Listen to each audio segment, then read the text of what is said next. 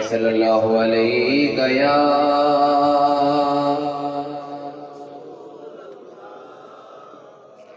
وسلم علیک یا حبیب اللہ۔ تیرے ٹکڑوں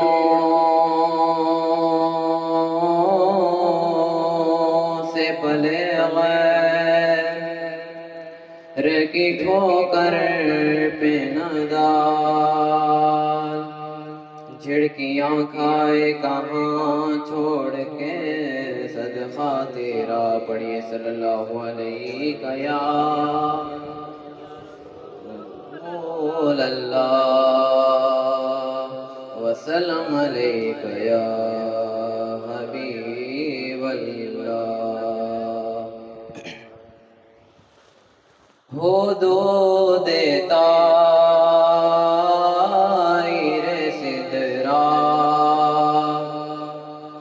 حضور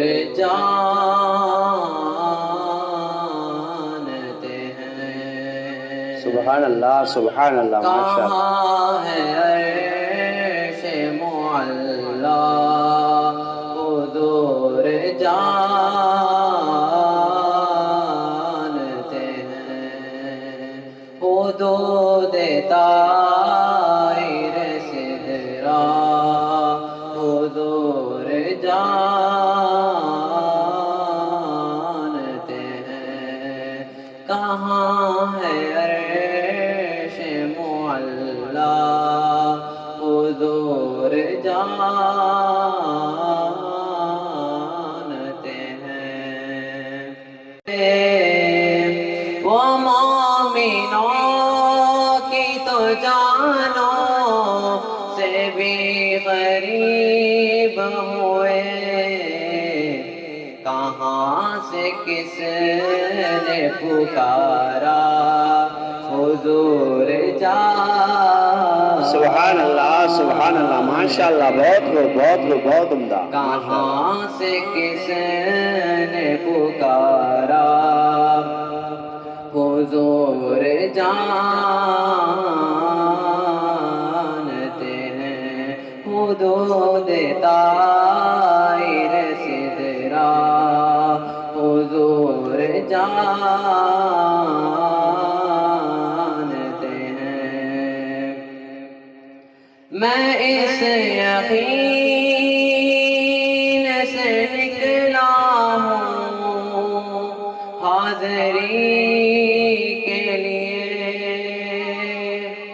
میں اس یقین سے نکلا ہوں حاضری کے لیے،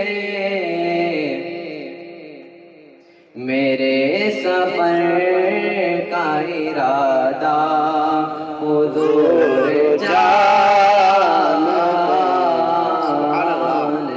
ہیں۔ سبحان اللہ، میرے سفر کا ارادہ حضور جانتے ہیں۔ جانتے ہیں حدود طائر سدرا، حضور جانتے ہیں۔ برود حشر شفاعت کریں گے چن چن کر، برود حشر شفاعت کریں گے چن چن کر، ہر ایک غلام کا چہرہ حضور جانتے ہیں۔ ہر ایک غلام کا چہرہ حضور جانتے ہیں۔ حدود طائر سدرا، حضور جانتے ہیں۔ کہاں ہے عرش معلا، حضور جانتے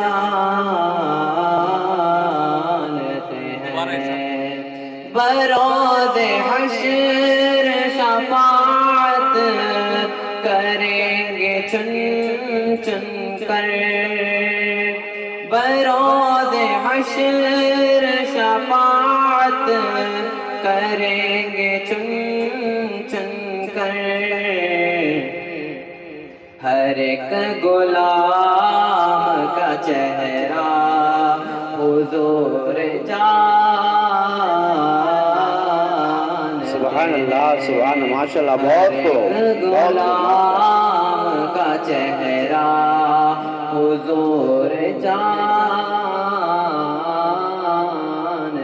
ہیں، حدود طائر سدرہ حضور جانتے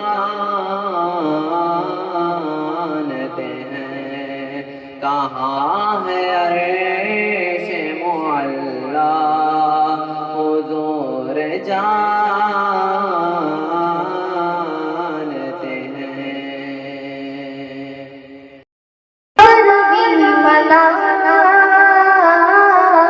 جشن عید بارہی منا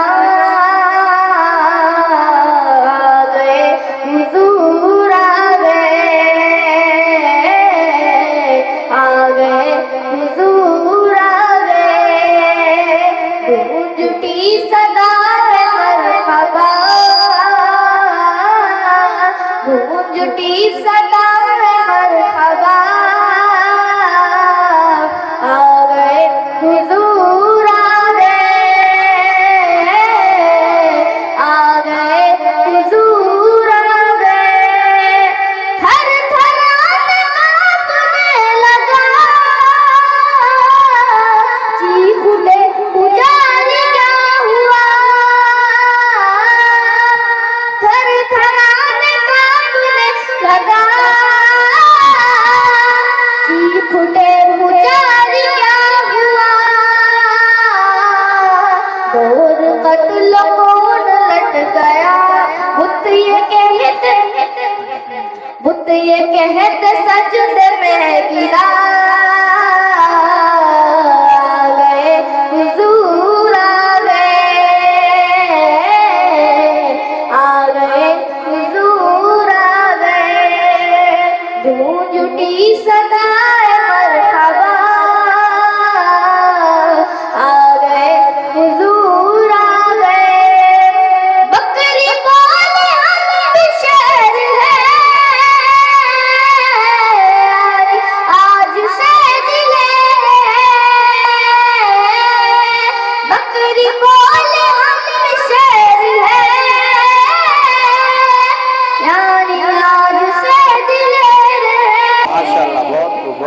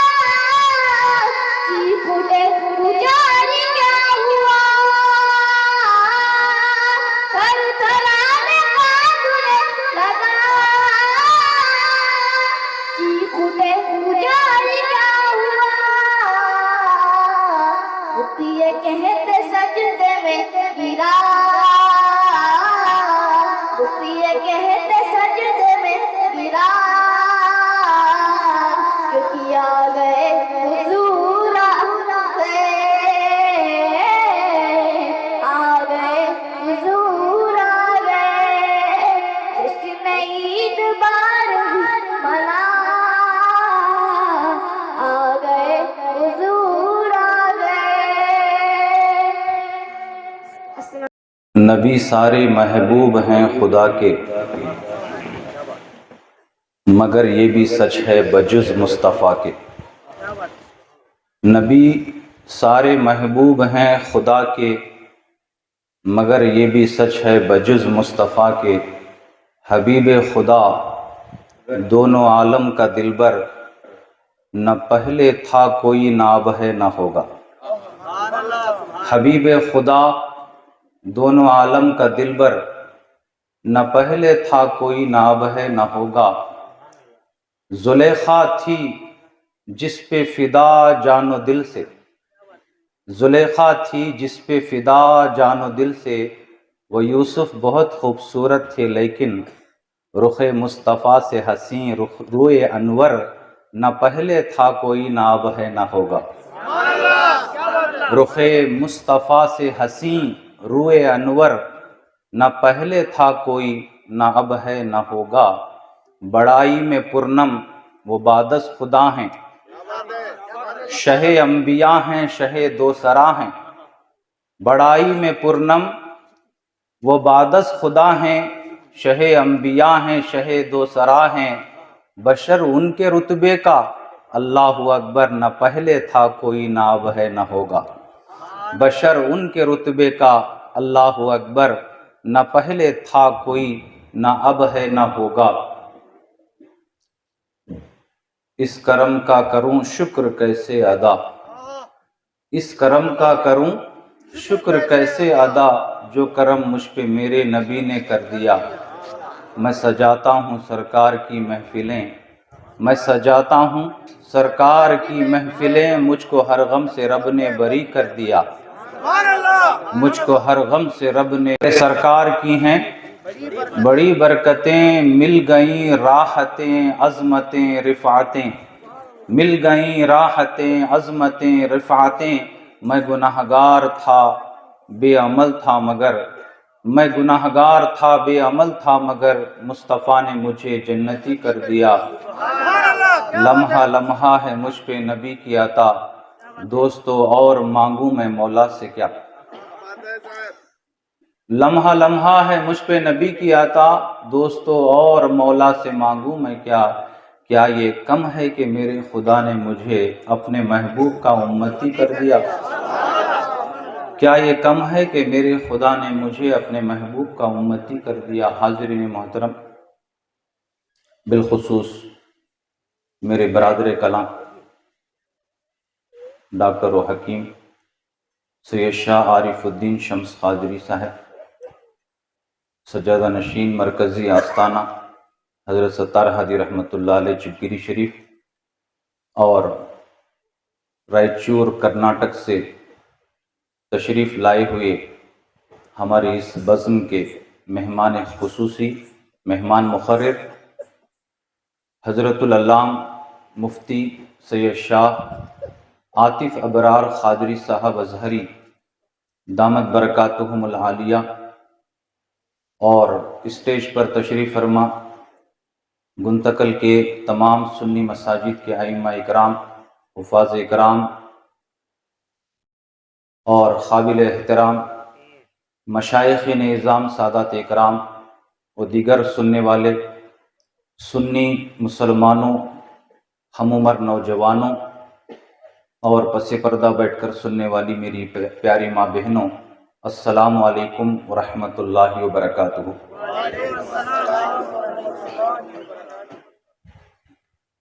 حاضرین گرامی، ہمارے اس بزم کے جو مہمان خصوصی ہیں وہ تشریف لا چکے ہیں ہمارے درمیان موجود۔ برکت ملتی ہے، ہمارے گھروں میں بھی برکت، ہمارے عمروں میں بھی برکت، ہماری روزی روٹی میں برکت، ہر جگہ سرکار کے ذکر سے ہمیں برکت نصیب ہوتی ہے۔ تو ایک مقصد تو یہ ہے جلسے چلانے کا۔ دوسرا مقصد کیا ہے؟ دوسرا مقصد یہ ہے کہ حضور کا جب ہم ذکر کرتے ہیں اور سنتے ہیں تو اس کا مقصد یہ ہے کہ ہمارے دلوں میں حضور کی محبت میں اضافہ ہو جائے۔ حضور کی محبت ہمارے دلوں میں پہلے سے ہے، مگر جلسے چلانے کا مقصد یہ ہے کہ ہمارے دلوں میں حضور کی محبت جو ہے اس میں اور اضافہ ہو، اس میں اور زیادتی ہو، اس مقصد سے جو ہے یہ جلسے چلائے جاتے ہیں۔ اور اس کے علاوہ اور ایک مقصد بھی جو میں آپ کو بتاتا چلوں کہ یہ جو جلسے چلائے جاتے ہیں اس میں حضور کی حیات مبارکہ کو، حضور کی زندگی کو آپ کے سامنے رکھا جاتا ہے، اس لیے کہ ہم حضور کی زندگی کو سن کر، بول کر، ہم اپنے دل و دماغ میں اسے اتار کر ہم اپنی پوری زندگی میں حضور کی اتباع اور حضور کی اطاعت کرنے والے بن جائیں۔ تو حضور کے ذکر سے ہمیں برکت ملے، حضور کے ذکر سے ہمارے دلوں میں حضور کی محبت بڑھے، اور حضور کے ذکر سے ہم حضور کی اطاعت اور اتباع کرنے والے بن جائیں۔ تو یہ مقصد ہے ان جلسوں کو چلانے کا۔ تو حاضرین محترم، تھوڑا پانی دیجیے، ہونے سے ملتی ہے، وہ فون میں دیکھنے سے نہیں ملتی، تو اس لیے جلسوں میں حاضر ہونے کی کوشش کریں۔ تو یہ جو جلسے چلائے جاتے ہیں اس کا ایک مقصد ہوتا ہے کہ حضور کے مبارک ذکر سے ہم جو ہے برکت حاصل کریں، حضور کے مبارک ذکر سے ہمارے دلوں میں حضور کی محبت میں اور اضافہ ہو جائے، اور حضور کی زندگی دلوں میں آپ کی اتباع اور اطاعت کا جذبہ بیدار ہو جائے۔ تو ان مقاصد کے تحت یہ جلسے چلائے جاتے ہیں۔ تو حاضرین محترم، آپ لوگ یہاں پر جمع ہوئے ہیں، خواتین بھی موجود ہیں، مرد حضرات بھی موجود ہیں۔ آپ یقین مانیے کہ آپ کا یہاں پر جمع ہونا یہ آپ کے لیے آخرت کا توشہ ہے، کیونکہ حدیث شریف ہے، پیارے آقا علیہ الصلوۃ والسلام ارشاد فرماتے ہیں کہ کل قیامت کے دن جب جنتی جنت میں چلے جائیں گے تو جنت میں جانے کے بعد بھی ان کو افسوس ہوگا، ان کو تعسف ہوگا، ان کو حسرت ہوگی۔ ارے بھائی، جنت میں جانے کے بعد بھی افسوس؟ جنت میں تو چلے گئے، تو پھر جنت میں جانے کے بعد افسوس کیوں ہوگا؟ تو افسوس اس لیے ہوگا کہ وہ جنت میں جانے کے بعد جنتی کہیں گے کہ دنیا میں جو وقت ہم نے بیکار گزار دیا، ذکر رسول کے بغیر گزار دیا، کاش وہ وقت اگر ہم ذکر رسول کرنے میں یا ذکر رسول سننے میں گزارتے تو آج جنت میں آنے کے بعد ہمارا درجہ اور بلند ہوتا، آج جنت میں آنے کے بعد ہمارا درجہ اور بلند ہوتا اور اونچا ہوتا۔ کاش جو وقت ہم نے دنیا میں بیکار گزار دیا، فضول گزار دیا، اگر وہ وقت اگر ہم ذکر رسول میں گزارتے، ذکر رسول سننے میں گزارتے تو جنت میں آنے کے بعد ہمارا درجہ ہی کچھ اور ہوتا۔ تو آج آپ اس جلسے میں شامل ہوئے ہیں، شریک ہوئے ہیں، یقین مانیے یہ جو جلسے میں آپ آئے ہیں یہ اللہ کی توفیق سے آئے ہیں، اور یقیناً آپ کا اس جلسے میں آنا، ان محفلوں میں آنا ہم سب کے لیے آخرت میں بلندی درجات کا سبب بنے گا، جنت میں بلندی درجات کا سبب بنے گا۔ عزیزان ملت اسلامیہ، آئیے میں بالکل مختصر وقت میں آپ کے سامنے کچھ ضروری باتیں آپ کے گوش و گزار کر کے میں اپنی جگہ لے لیتا ہوں۔ حاضرین محترم، ابھی خطبے میں میں نے سرکار کی شان میں جو آیت ہے قرآن کے اندر اس کو تلاوت کرنے کا شرف حاصل کیا۔ وہ آیت کیا ہے؟ وَرَفَعْنَا لَكَ ذِكْرَكَ۔ اس آیت میں اللہ خود فرماتے ہیں کہ اے میرے محبوب پیغمبر، میں نے آپ کے لیے آپ کے ذکر کو بلند کر دیا، آپ کے لیے آپ کے ذکر کو اے میرے محبوب بلند کر دیا، آپ کے ذکر کو رفعت عطا فرمائی، آپ کے ذکر کو آپ کے لیے بلندی عطا فرمائی۔ عزیزان ملت اسلامیہ، کیسی بلندی اللہ نے اپنے محبوب کے ذکر کو عطا فرمائی، آؤ میں آپ کو بتاتا ہوں۔ اللہ اکبر، اللہ نے اپنے محبوب کے ذکر کو اتنا بلند کیا، اتنا بلند کیا جس کی کوئی حد ہی نہیں ہے. جب یہ دنیا نہیں بنی تھی، اس کائنات کی تخلیق سے پہلے جب کوئی نہیں تھا، اس وقت اللہ نے سارے نبیوں کی ارواح کو، ان کی روحوں کو جمع کیا. 1,24,000 کم و بیش پیغمبروں کی ارواح کو اللہ نے روز اول میں جمع کیا. جمع کر کے ان انبیاء کی ارواح سے وعدہ لیا کہ اے میرے نبیوں کی ارواح، ایک نبی آخری زمانے میں آنے والے ہیں، اگر وہ تمہارے دور میں اگر آ جائیں یا تم ان کے دور میں پیدا ہو جاؤ تو تم اس وقت نبی نہیں رہو گے، ان کے امتی رہو گے. تم اس وقت پیشوا نہیں رہو گے بلکہ ان کا کلمہ پڑھنے والے بن جاؤ گے. اے میرے انبیاء کی ارواح، تم محمد عربی جب بھی تمہارے زمانے میں آئیں یا تم ان کے زمانے میں پیدا ہو جاؤ تو تم ان کی مدد کرنا، ان کی نصرت کرنا. اللہ نے سارے نبیوں کے ارواح سے یہ وعدہ لیا. تو بزرگان دین فرماتے ہیں اسی وقت سے حضور کے ذکر کی بلندی شروع ہو گئی. اللہ نے اسی وقت سے حضور کے ذکر کو رفعت عطا فرمائی. آپ کے ذکر کی بلندی کا آغاز اسی وقت سے شروع ہو گیا.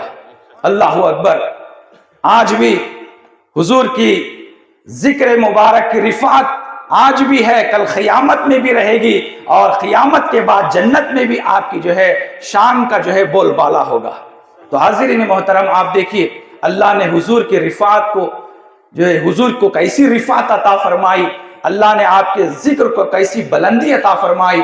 آپ دیکھتے ہیں کلمہ ہے لا الہ الا اللہ محمد الرسول اللہ. اگر کوئی یہ کلمہ پڑھ لیتا ہے تو وہ ایمان والا ہو جاتا ہے.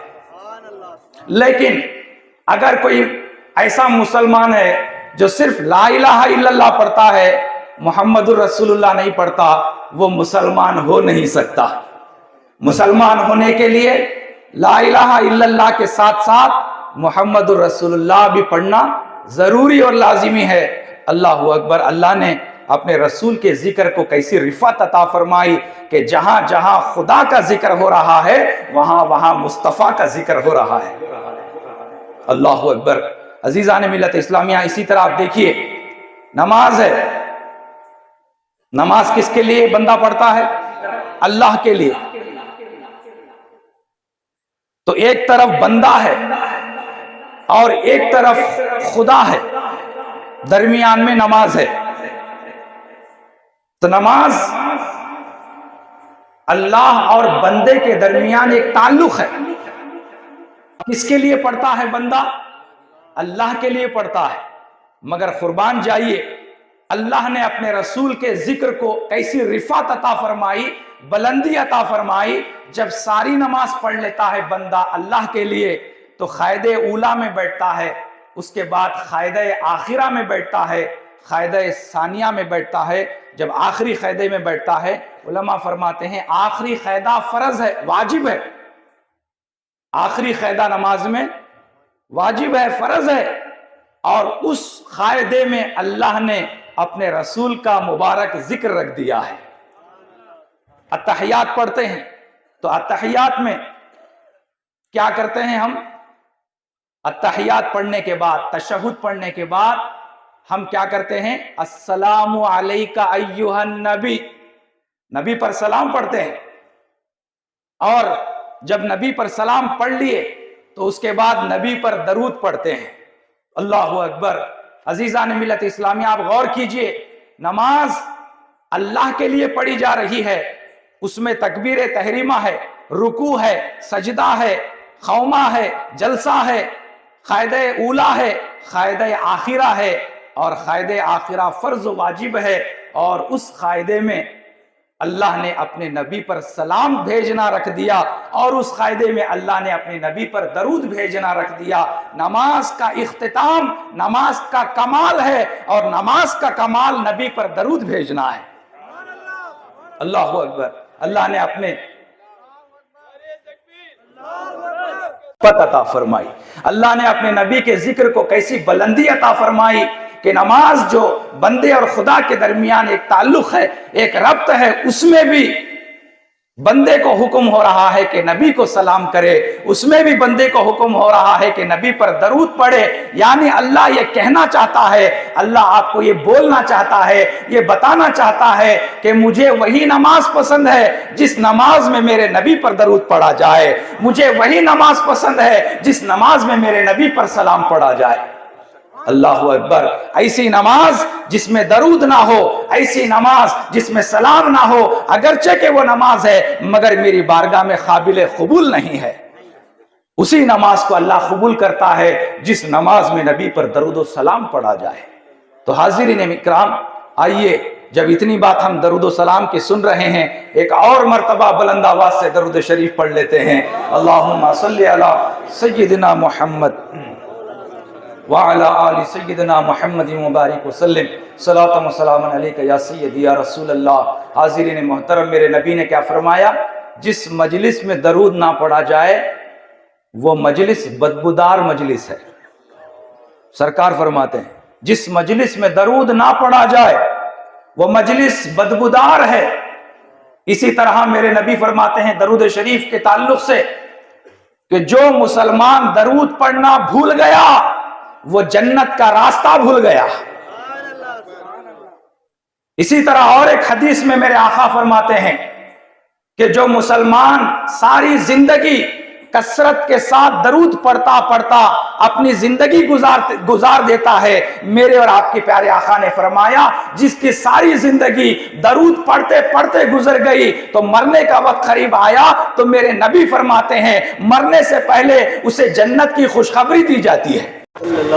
اللہ اکبر. تو حاضرین محترم، اپنی زندگیوں میں کثرت کے ساتھ آپ درود پڑھنے کی عادت ڈالیں. یہ ہمارے لیے بہت فائدے کی چیز ہے. اس سے کیا ہے؟ ہمارا ہی فائدہ ہے. آپ دیکھیے قرآن میں اللہ کیا فرماتا ہے؟ ان اللہ وملائکتہ یصلون علی النبی. کیا مطلب اس کا؟ بے شک اللہ اور اس کے فرشتے درود بھیجتے ہیں نبی پر. نبی پر کون درود بھیج رہا ہے؟ خود اللہ درود بھیج رہا ہے. نبی پر خود اس کے نورانی فرشتے درود بھیج رہے ہیں. تو کیا ہمارے درود کی ضرورت ہے نبی کو؟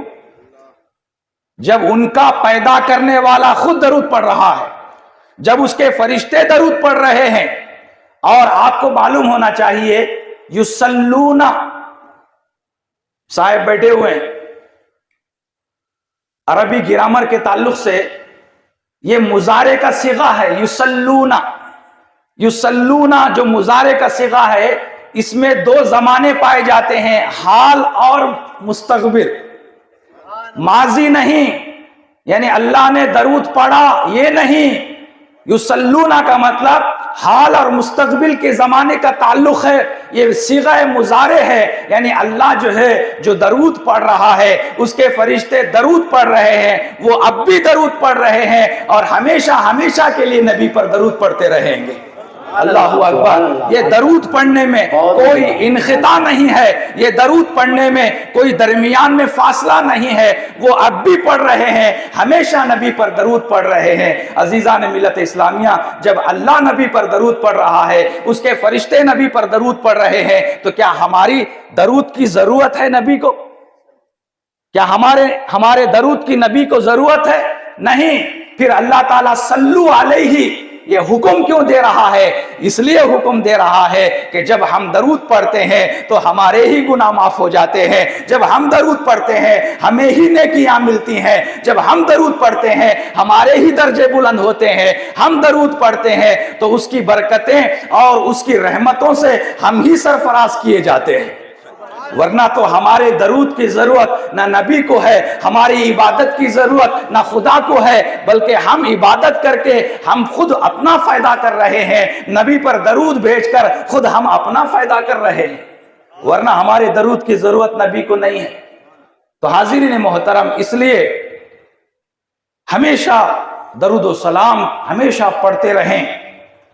آپ دیکھیے نماز صرف بندہ پڑھتا ہے، روزہ صرف بندہ رکھتا ہے، زکات صرف بندہ دیتا ہے، حج صرف بندہ کرتا ہے، مگر درود ایک ایسا عمل ہے جو فرشتے بھی کرتے ہیں، خدا بھی کر رہا ہے۔ درود ایک ایسا عمل ہے جو فرشتے بھی جو ہے پڑھ رہے ہیں اور اللہ بھی بھیج رہا ہے۔ اس عمل میں اگر بندہ بھی شامل ہو جائے تو اللہ رد نہیں فرماتا، اسے قبول فرما لیتا ہے۔ کوئی بھی عبادت ہو رد ہو سکتی ہے، مگر وہ عمل جس میں خود اللہ ہو، جس میں خود فرشتے شامل ہوں، ویسا عمل اگر بندہ کرے، اللہ تعالیٰ اس بندے کے عمل کو رد نہیں فرماتا بلکہ قبول فرما لیتا ہے۔ تو حاضرین محترم، اسی لیے ہمیشہ درود پڑھا کریں۔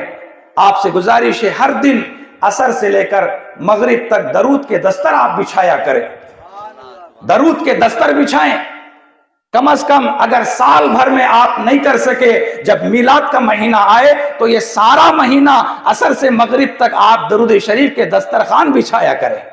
حاضرین محترم، بس مختصر طور پر ایک حدیث شریف آپ کے سامنے بول کر میں اپنے بیان کو سمیٹ لیتا ہوں۔ حدیث شریف میں حضرت امام غزالی رحمت اللہ علیہ اپنی کتاب مکاشفۃ القلوب میں یہ حدیث نقل فرماتے ہیں کہ اللہ کے رسول صلی اللہ علیہ وسلم نے ارشاد فرمایا، ایک مرتبہ سبحان اللہ کہہ دیں۔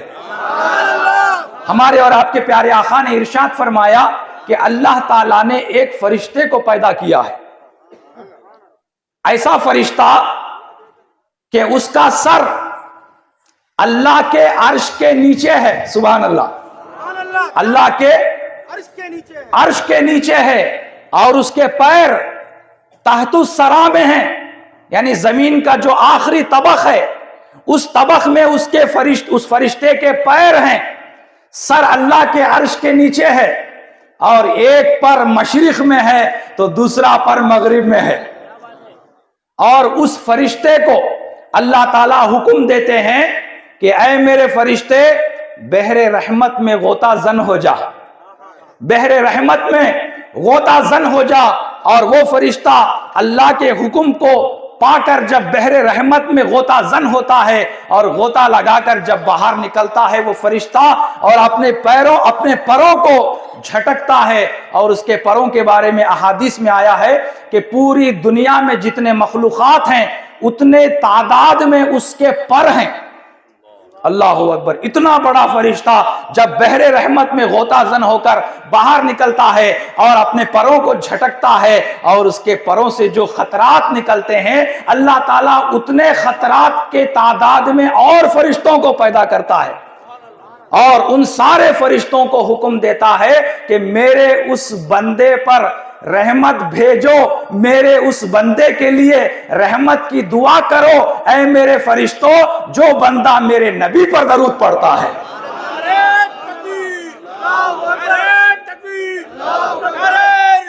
یا رسول اللہ اللہ اکبر، ان سارے فرشتوں سے اللہ کہتا ہے میرے اس بندے پر تم رحمت کے لیے دعا کرو جو بندہ میرے نبی پر درود بھیجتا ہے۔ اللہ اکبر! عزیزان ملت اسلامیہ، کیسی عظمت ہے درود شریف کی۔ آپ لوگوں کو یہ درود شریف کے بارے میں اس لیے بتایا جا رہا ہے تاکہ آپ کا ایمان تازہ ہو جائے۔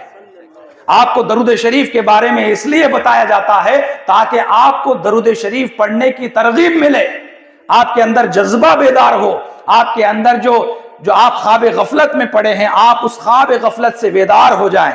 اس مقصد کے تحت یہ باتیں بتائی جاتی ہیں۔ بس ایک آخری واقعہ بول کر میں اپنی گفتگو سمیٹ لیتا ہوں۔ ایک بزرگ کا واقعہ ہے، درود شریف کی آپ فضیلت دیکھیں، کیسی زبردست فضیلت ہے۔ ایک بزرگ کے بارے میں آتا ہے کہ مدینہ منورہ حاضر ہوئے، حضور کے روضے کے سامنے، مواجہہ شریف کے سامنے، حضور کے روضے کی جالی کے سامنے حاضر ہوئے، اور وہاں پر بیٹھ کر سرکار پر درود شریف پڑھنے لگے، سرکار پر درود بھیجنے لگے۔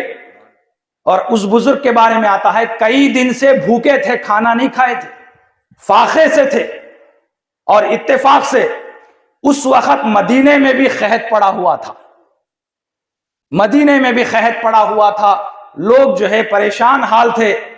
تو وہ بزرگ پہلے سے ہی فاقہ کر رہے تھے، تو جب بھوک لگی تو اٹھ کر گئے حضور کے روضے کے سامنے سے، اٹھ کر جا کر पूरे मदीने में आप घूम फिर कर आए मगर कहीं भी खाना नहीं मिला। अल्लाह अकबर। उसी फाके की हालत में फिर दोबारा सरकार के रोजे के सामने हाजिर हो गए। हाजिर होकर दरूद पढ़ते गए यहां तक कि दरूद पढ़ते पढ़ते उस बुजुर्ग ने अल्लाह के रसूल से फरमाया, या रसूल अल्लाह, आज रात मैं आपका मेहमान हूं। या रसूल अल्लाह, आज रात मैं आपका मेहमान हूं। ये कहकर दरूद पढ़ते पढ़ते सो गए। जब सो गए ख्वाब में सरकार तशरीफ लाए। ख्वाब में सरकार तशरीफ लाए और ऐसी शान से आए कि सीधी तरफ अबू बकर सिद्दीक हैं, सुभान अल्लाह, बाएं तरफ हजरत फारूक आजम हैं और सामने सामने अली हैदर कर्रार हैं, अली शेर खुदा हैं, अली मुश्किल कुशा हैं। और जल्दी जल्दी आकर हजरत मौला अली उस बुजुर्ग को उठाते हैं, अरे जल्दी उठ जा, सरकार आ रहे हैं, उठकर ठहर जा। ख्वाब में ये चल रहा है तो वो बुजुर्ग फरमाते हैं, मैं ख्वाब ही में उठकर ठहर गया। सरकार जब करीब आए, सरकार जब मेरे करीब आए तो आपने एक रोटी का टुकड़ा, वो बुजुर्ग फरमाते हैं, मुझे इनायत किया। इनायत करके कहा, आज तू मेरा मेहमान, मैं तेरा मेजबान, चल मैं तेरी मेजबानी कर रहा हूं। ये बोलकर सरकार ने एक रोटी का टुकड़ा दिया। वो रोटी का टुकड़ा वो बुजुर्ग फरमाते हैं, मैं ख्वाब के अंदर खाने लगा, यहां तक कि आधी रोटी खा लिया था। जब सरकार के बारगाह से रोटी का तबर्रुक जब मुझे मिला और वो मेरे पेट में गया, मेरा शौक बेदार हो गया, मेरा जज्बा बेदार हो गया, जिसकी वजह से मेरी नींद बर्खास्त हो गई, मेरी नींद खत्म हो गई, मैं बेदार हो गया। जब मेरी आंख खुली, आधी रोटी ख्वाब में खाया था, जब मेरी आंख खुली बाकी की आधी रोटी का टुकड़ा मेरे हाथ में है। अल्लाह अकबर। अजीजान मिलत इस्लामिया, वो बुजुर्ग फरमाते हैं, आधी रोटी का टुकड़ा मेरे हाथ में था। अल्लाह अकबर। सरकार दो आलम सल्लल्लाहु अलैहि वसल्लम जब उन पर कोई दरूद पढ़ता है, जब उन पर कोई सलाम पढ़ता है तो अल्लाह के रसूल सल्लल्लाहु अलैहि वसल्लम उसकी ऐसी मेजबानी फरमाते हैं। इसी तरह एक बुजुर्ग का वाकया है, उन्होंने अपनी जिंदगी में 40 हज किए। कितने? 40 हज किए। और 40 हज करते जब मक्का मुकर्रमा में सारे अरकान अदा करके जब मदीना मुनव्वरा में हाजिर होते तो हुजूर के रोजे के सामने बैठकर 10,000 मर्तबा दरूद पढ़ते। हो गए, मदीने में हाजिर नहीं हो सके तो सरकार ख्वाब में तशरीफ लाए। उस बुजुर्ग के ख्वाब में तशरीफ ला के बोले, क्यों मदीने नहीं आया, क्यों मदीने नहीं आया? तो बुजुर्ग फरमाते हैं, ख्वाब में, या रसूल अल्लाह, मैं बीमार हो गया हूं, मेरे आज़ा व जवारे में ताकत नहीं है, इसीलिए मैं मदीना हाजिर नहीं हो सका। तो सरकार ने ख्वाब में फरमाया, अल्लाह तुझे शिफा देगा, अल्लाह तुझे शिफा देगा। जब ये बात बोलकर सरकार तशरीफ ले गए, जब ये नींद से बेदार हुए सुबह में तो तंदुरुस्त हो चुके थे, सेहतमंद हो चुके थे। तो अजीज़ान मिल्लत इस्लामिया, दरूद शरीफ के ये बरक़ात हैं, दरूद शरीफ की ये अजमतें हैं। जो दरूद पढ़ता है उसे जन्नत का रास्ता मिल जाता है, और जो दरूद नहीं पढ़ता वो जन्नत के रास्ते से भटक जाता है। तो हमेशा दरूद शरीफ पढ़ने की आप आदत डालें। और आप देखिए इस आयत में सल्लू अलैहि, नबी पर दरूद भेजो, वसल्लिमू, और दरूद भेजने के साथ साथ नबी पर क्या भेजो? सलाम भेजो। सिर्फ दरूद नहीं, सल्लू अलैहि, उन पर दरूद भेजो, वसल्लिमू, और उन पर सलाम भी भेजो। और सलाम कितना भेजो? तस्लीमा, थोड़ा नहीं, बहुत ज्यादा सलाम भेजो। तस्लीमा का मतलब है बहुत ज्यादा, थोड़ा नहीं। तो उन पर दरूद भी बहुत ज्यादा भेजो, उन पर सलाम भी बहुत ज्यादा भेजो। और बुजुर्गान दीन फरमाते हैं, दो चीजें हैं, एक है दरूद, दूसरा है सलाम। तो दोनों में बड़ा कौन सा है? बुजुर्गान दीन फरमाते हैं, दरूद से बड़ा सलाम है, दरूद से बड़ा सलाम है। क्यों? इसलिए कि दरूद पढ़ने से अल्लाह की रहमत नाजिल होती है, सलाम भेजने से नबी का सलाम आता है, नबी का जवाब आता है। तो हाज़िरीन मोहतरम, एक आम आदमी को हम सलाम करते हैं, अस्सलामु अलैकुम, तो क्या है? और नबी पर सलाम भेजने का हुक्म है, अस्सलामु अलैका अय्युहन नबी कहकर। जब हम नबी को सलाम करते हैं तो क्या हमको नबी जवाब नहीं देते? यकीनन देते हैं। मेरे नबी ने फरमाया, جو مجھ پہ درود پڑھتا ہے، حدیث ہے آپ فرماتے ہیں کہ جو مجھ پہ میرا امتی درود پڑھتا ہے اس درود کو میں اپنے کانوں سے سنتا ہوں، میں اپنے کانوں سے سنتا ہوں۔ اللہ اکبر۔ عزیزان ملت اسلامیہ، نبی پر آپ درود بھی پڑھیں، سلام بھی پڑھیں اور نبی سے والہانہ محبت بھی رکھیں۔ دن بدن اپنے دلوں میں نبی کی محبت کو بڑھاتے ہوئے چلے جائیں۔ ایسے جلسوں میں حاضر ہو کر برکتیں حاصل کرنے کی کوشش کریں اور اپنی ساری زندگی نبی کی اطاعت میں گزاریں، اپنی ساری زندگی نبی کی اتباع میں گزاریں۔ اللہ سبحانہ و تعالیٰ قرآن میں کیا فرماتا ہے؟ قُلْ إِن كُنتُمْ تُحِبُّونَ اللَّهَ فَاتَّبِعُونِي يُحْبِبْكُمُ اللَّهُ وَيَغْفِرْ لَكُمْ ذُنُوبَكُمْ۔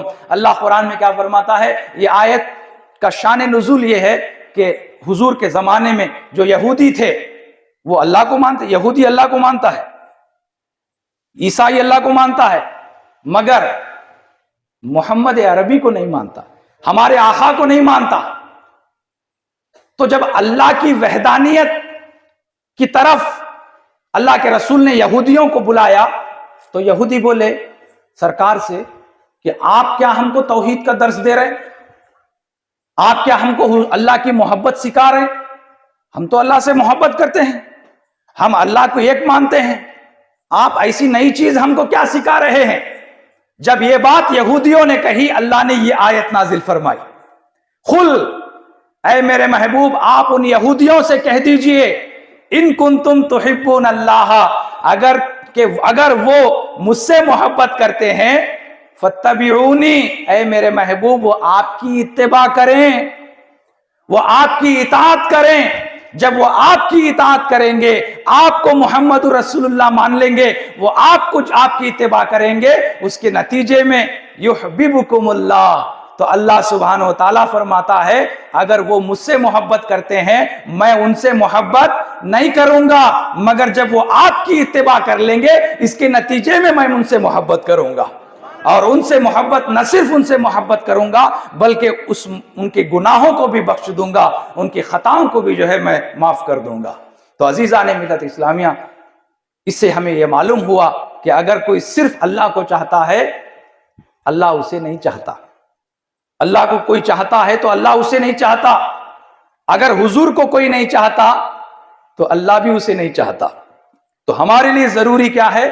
ہم جہاں اللہ کو چاہیں وہاں ہم رسول اللہ کو بھی چاہیں، جہاں ہم اللہ کو مانیں وہاں رسول اللہ کو بھی مانیں، تب جا کر ہم مسلمان ہو سکتے ہیں۔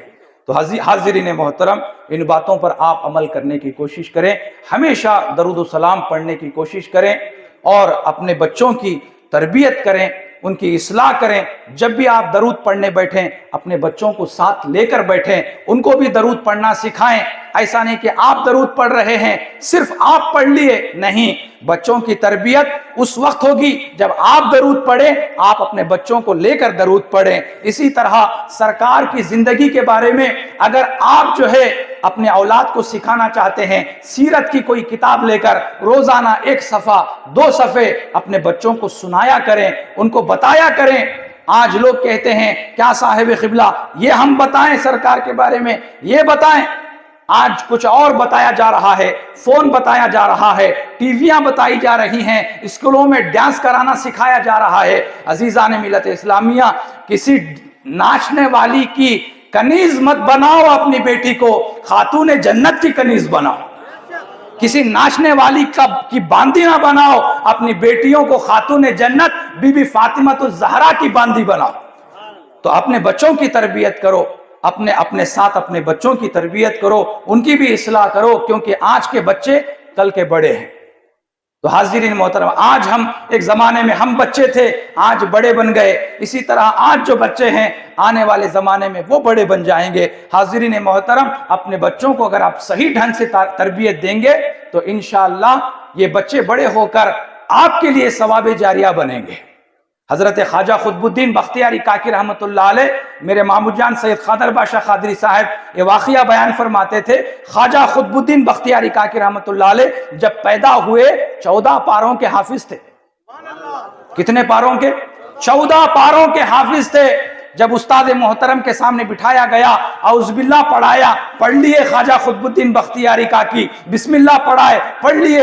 جب الحمد کا سورہ پڑھانے گئے تو فرمایا میں یہاں سے نہیں پڑھوں گا، میں سبحان الذی اسریٰ بعبدہ لیلا من المسجد الحرام الی المسجد الاقصی الذی بارکنا حولہ لنریہ، میں 15ویں پارے سے قرآن پڑھوں گا۔ عزیزان ملت اسلامیہ، استاد محترم پوچھتے ہیں کہ بیٹے 14 پارے کیسا؟ تو آپ فرماتے ہیں میں جب ماں کے پیٹ میں تھا میری ماں قرآن پڑھتی تھی، جب وہ قرآن پڑھتی تھی میں ماں کے پیٹ میں رہ کر میری ماں جو قرآن پڑھتی تھی اس کو میں سنا کرتا تھا، اور سن کر میری ماں 14 پاروں کی حافظ تھی، وہ قرآن پڑھتی تھی۔ جب میں پیٹ میں تھا قرآن سن کر مجھے پیٹ کے اندر ہی 14 پارے حفظ ہو گئے، اور جب میں جو ہے پیدا ہوا میں 14 پاروں کا حافظ تھا۔ اللہ اکبر۔ حاضرین محترم، یہ اس بچے کو خواجہ قطب الدین بختیاری کاکی رحمۃ اللہ علیہ کو 14 پارے کیسا حفظ ہوئے؟ اس لیے کہ ماں 14 پاروں کی حافظ تھی۔ ماں اگر گانے گاتی ہے، ماں اگر ٹی ویاں دیکھتی ہے، ماں اگر سیریل دیکھتی ہے تو بچوں کو بھی وہی عادت پڑتی ہے۔ اس لیے خدا را آپ خود بھی جو ہے سیدھے راستے پر چلو، اپنے بچوں کو بھی سیدھے راستے پر چلنے کی جو ہے آپ تاکید کرو۔ جیسے ماں باپ ہوں گے ویسے جو ہے اولاد پیدا ہوگی، جیسی جو ہے کمپنی ہوگی ویسا پروڈکٹ پیدا ہوگا، جیسے ماں باپ ہوں گے ویسے بچے ہوں گے، جیسی روح ہوگی ویسے فرشتے ہوں گے۔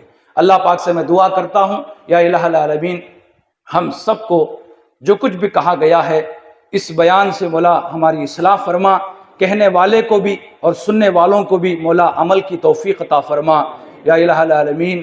جتنے بھی لوگ یہاں پر بیٹھے ہیں سب کی حاضری کو اپنی بارگاہ میں قبول فرما، ہمیں اپنے اولادوں کی تربیت کرنے کی توفیق عطا فرما، انہیں اچھی تعلیم دینے کی توفیق عطا فرما یا الہ العالمین۔ اس جلسہ میلاد النبی کی جو برکتیں ہیں، جو رحمتیں ہیں مولا، وہ ہمیں ہمارے نامہ اعمال میں اسے نیکیوں کی شکل میں عطا فرما۔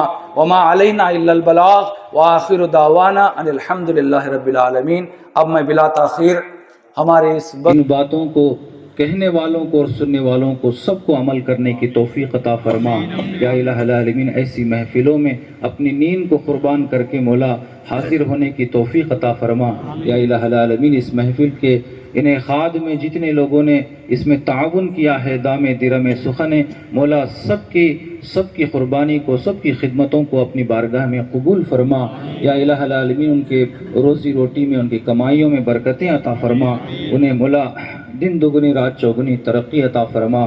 شیطان کے شرور و فتن سے، نفس کی شرارتوں سے، آسمانی زمینی بلابلیات سے ہم سب کی حفاظت فرما، ہمیں دنیا اور آخرت میں سرخ روئی عطا فرما۔ اے اللہ، جو کچھ بھی ہم نے دعائیں مانگی ہیں محض اپنے فضل و کرم سے، نبی کے وسیلے سے، غوث و خواجہ کے وسیلے سے، پنجتن پاک کے وسیلے سے، ہماری ان مانگی ہوئی تمام دعاؤں کو سرکار کے وسیلے سے اپنی بارگاہ میں شرف قبولیت عطا فرما۔ اللهم ربنا تقبل منا إنك أنت السميع العليم وتب علينا إنك أنت التواب الرحيم. اللهم ربنا ظلمنا أنفسنا وإن لم تغفر لنا وترحمنا لنكونن من الخاسرين. اللهم رب اغفر وارحم وأنت خير الراحمين. اللهم أرنا الحق حقا وارزقنا اتباعه وأرنا الباطل باطلا وارزقنا اجتنابه. وصلى الله تعالى وسلم على خير خلقه ونور عرشه سيدنا محمد وآله وأصحابه أجمعين برحمتك يا أرحم الراحمين والحمد لله رب العالمين.